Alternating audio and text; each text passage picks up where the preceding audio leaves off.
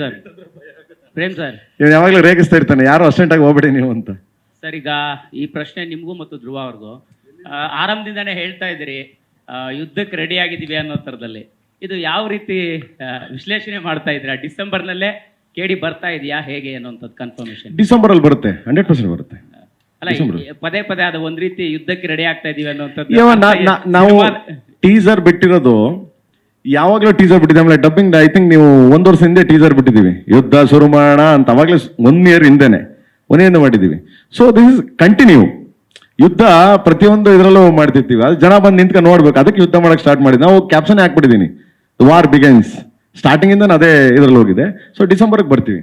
ಧ್ರುವ sir, ನಿಮ್ಮ ವಿಶ್ಲೇಷಣೆ ಯುದ್ಧಕ್ಕೆ ರೆಡಿ ಆಗಿದ್ದೀವಿ ಅನ್ನೋ ವಿಚಾರಕ್ಕೆ? ಫೀಲ್ಡ್ಗೆ ಇಳಿದ ಮೇಲೆ ಯುದ್ಧ ಮಾಡಲೇಬೇಕು ಅಲ್ವಾ? ಸತ್ರೆ ವೀರಮರಣ, ಗೆದ್ರೆ ಸಿಂಹಾಸನ, ಯುದ್ಧ ಶುರು ಮಾಡೋಣ ಅಷ್ಟೇ. ನ್ಯೂಸ್ ಫಸ್ಟ್, ನಿರ್ಭೀತಿಯಿಂದ ನಿಮ್ಮ ಪರವಾಗಿ.